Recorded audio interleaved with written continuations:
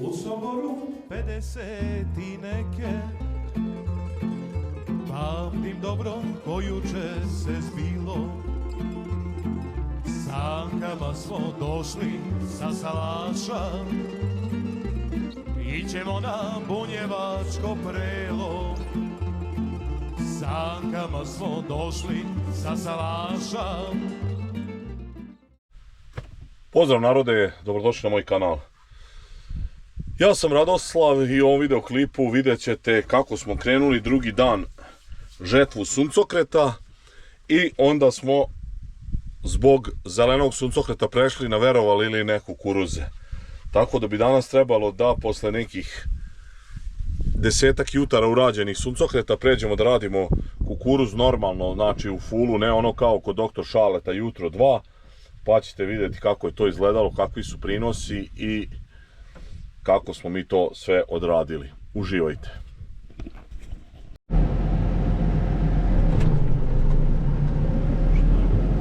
Moguće da kočice mi drže prikolicu. Kako teško se krenu. Da.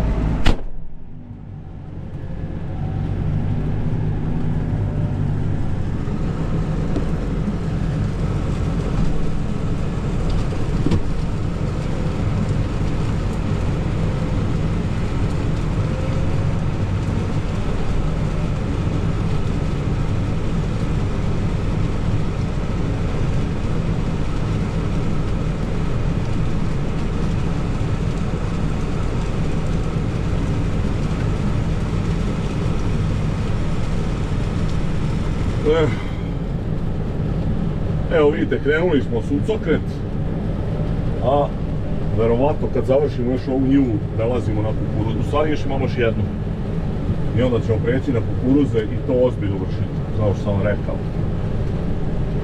Ovdje imamo ovu brežinu prema dole, sad će vam Mika pokazati. Preko su trešnje i tu do kanala je bilo malo zelenije i moguće da je bila i malo bolji prinos. Ovo ovdje je skroz prezrelo. Vidite kakav je suncokret. I ne očekujemo ne znam kakav prinos, ali u ovoj godini možda bih bio zadovoljan sa nekih 2,5-2,6 tona po ha. Evo Mir je ekipovo pola bunkera. On to jako dobro oceni.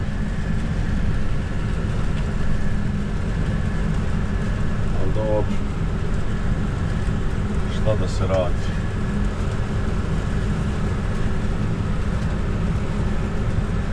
Evo, iskipovano je i on nastavlja, bit će još jedan bunker verovatno ovdje. Biće puna ova prva prikolica, nadam se.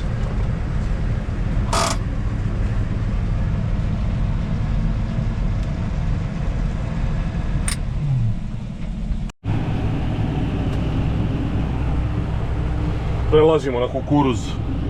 Evo, kao što možete vidjeti, dok sam ja stigao i iskipao ovaj suncokret, imao sam nekih 2400 kila po hektaru. Mire je već napunio bunker i istresam ovaj kukuruz.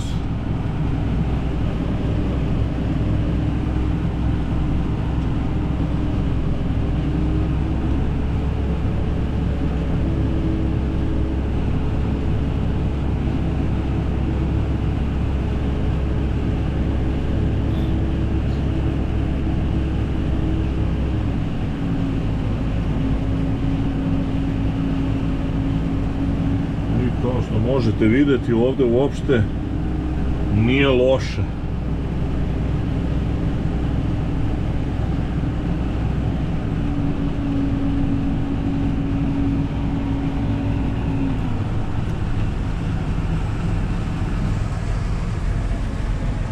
Iznenađujuće čak i dobro za ovu godinu. Svake godine sada već po tradiciji pomeramo polako prvi rok, to jest početak žetve i ječma i pšenice i suncokreta, a evo na red su došli i kukuruzi. Danas ćete vidjeti, znači prvi ozbiljan dan rada, ne ono kad smo kao kod doktor Šaleta uradili hektar i po, danas radimo skoro ceo dan, plan je da uradimo 12-13 hektara, Znači i sad će to vidjeti Pionir kukuruz kako skidamo, vidjet ćete vlagu, vidjet ćete prinos i znači ovo je sigurno najranije ikada, znači ovo je snimak iz 20. avgusta. Ićemo na Bunjevačko prelo, poklade su, njive su pod snigom, a na prelu nebrojeno svita, svi mirišu na jabuke rane i na čiste. Evo, vidjeli ste prvo kipovanje i zaista nevjerovatno. 20. avgust i kukuruz ima 10% vlage, čak ovdje nije loš ni prinos. To ne pamtim da je bilo, sjećam se da smo radili i neki dan ranije kukuruze, da smo skidali, mislim po datumu, ali da je ovako mala vlaga i da se normalno radi, da nije to jedna njiva, nego da sad zapravo smo započeli kukuruze, to nije nikad bilo. Uglavnom, vidjet ćete još dalje šta se dešava, vidjet ćete prinos, vidjet ćete merenja vlage, pa nastavljamo. Napunjene su dve prikolice, možete vidjeti iza mene. To je sa nekih 3,1 hektara i nije loše za ovu godinu, mislim ja sam se iznenadio prijatno, pošto je rano dospela ova žetva, je mala vlaga. Sad vidjet ćemo koliko će vagnuti, da ne bude neko neprijatno iznenađenje s nekim lošim hektolitrom, ali ukoliko bude približno normalnom hektolitru, moglo bi da bude oko 5,5 tona po hektaru, što i u ovoj godini nije loše. Tako da možda ćemo se približiti nekom malom minusu od svega nekih 100-150 evra po hektaru, tako da bi to bilo meni, ja bi bio prezadovoljan za ovu godinu.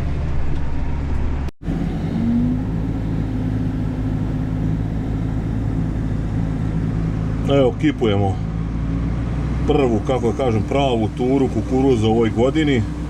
Znači pune prikolice i to je to. Vidjet ćemo sad rezultat. Mislim da je vlaga dobra, ali je hektolitar izuzetno loš i mislim da će jako slabo vagnuti ove dve prikolice. Između 15 i 16 tona, što je zaista malo, i to je problem sa ovom sušom. Sobe podmazane, svi mirišu na jabuke rane i na čiste sobe podmazane. Toliko lipih cura i momaka ja ne vide nigde u životu. Sastali se da se provesele, da se vide i da se zagrle. Mire pegla, evo prešli smo polovinu i druge njive. Šta je ovdje sad najinteresantnije? Znači, takva je temperatura, ja mislim da je sad toplije nego u žetvi pšenice. Takva je vrućinština, a žao mi da non stop držim upaljen traktor, troši gorivo bez veze, klima. Ovo je zlo, ja mislim jedno 37-8 stepeni. Nepodnošljivo je.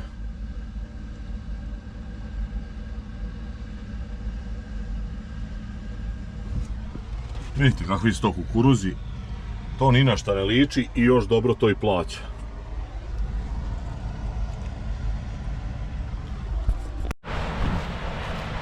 Završavamo ovdje ovih 7 hektara smo do sada u stvari uradili, ne završavamo. Imamo i preko ovu njivu. 7 hektara za nekih 3 sata. Ide to korektno. Jedino što je zaista nepodnošljiva vrućina.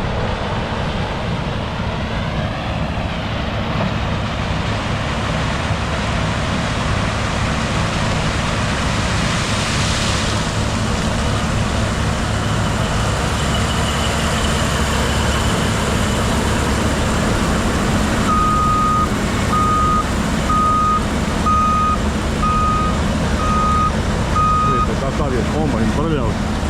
Prašinčina na vodu.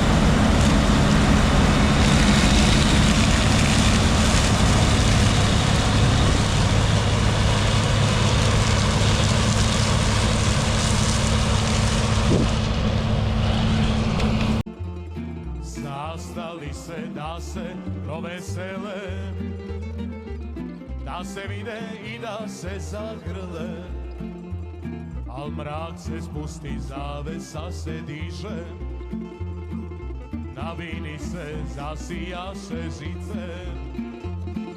Došli su nam najmiliji gosti, tamburaši, čak i subotice. Došli su nam najmiliji gosti, tamburaši, čak i subotice. Al nema više tu šta da se priča, u grlima svaka rič tad staje, jer najboljeg tamburaša svita biće društvo tuba.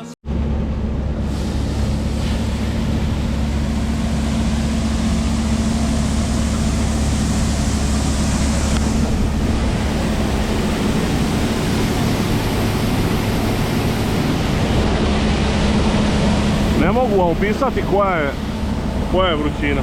Ovo je nenormalno. Znači sve peče. Užas.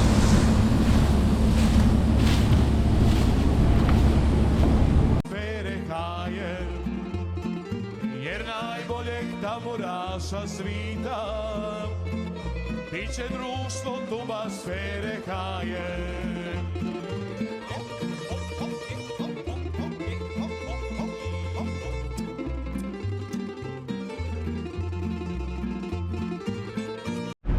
Polako se i redovi stvaraju, evo vidite ovdje sad, ne znam da možda vidite suncokret u ovoj prikolici.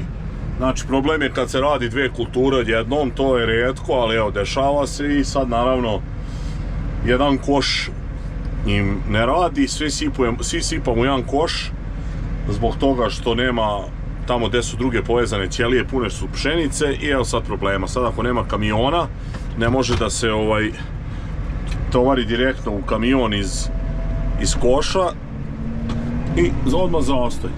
Sad ćemo da vidimo da će to malo bolje krenuti ili će se čekati, ali uglavnom šta je tu je.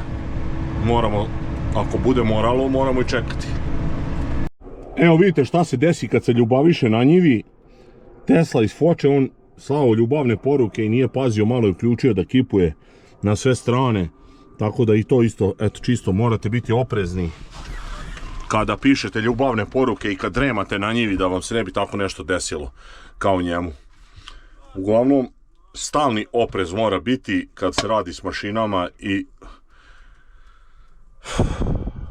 u ovakvim, kako da kažem, radovima pri ovakvim temperaturama nekima mozak izgleda provri.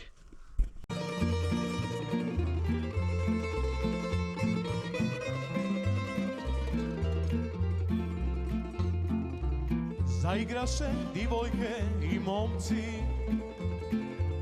u najlepšu nošnju obučeni, i još je lipše to kolo momačko, kad ga igra srce bunjevačko.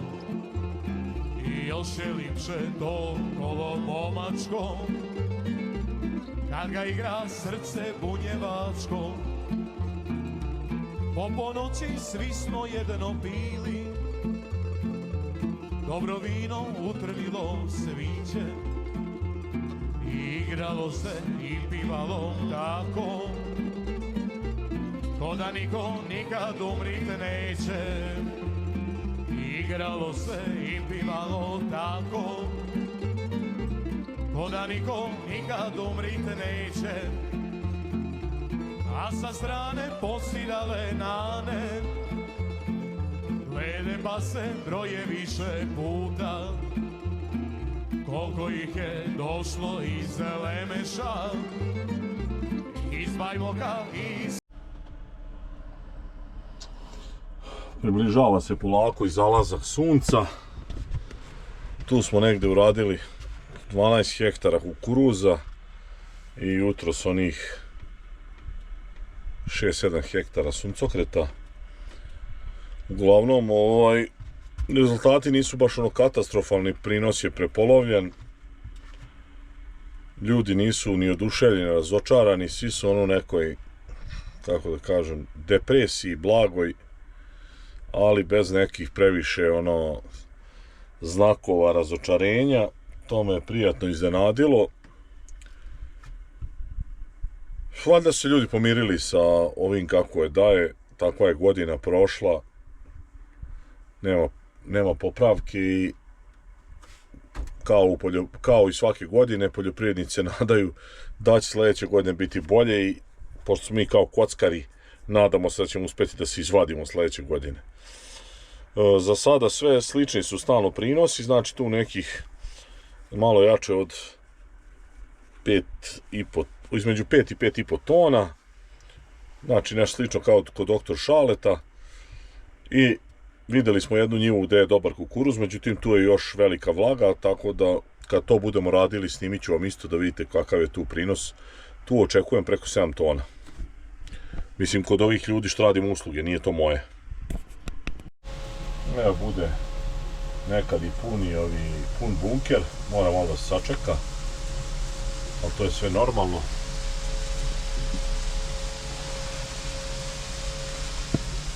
Petnaestak, 20 minuta, pa nastavljamo žurku. Vidite verovatno svetla, Mire je naprijed otišao. Ja sam sad izduvao kombajn i evo vidite, prikolice su pune, ali teško da ću večeras uspjeti da iskipujem.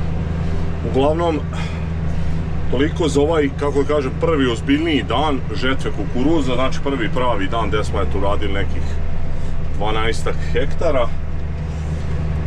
Hvala vam na gledanju, ako do sad niste zapratili moj kanal, zapratite. Ostavljajte lajkove, komentare, delite moje video snimke, ukoliko ste u mogućnosti postanite član mog kanala. Vidimo se u sljedećem klipu, pozdrav!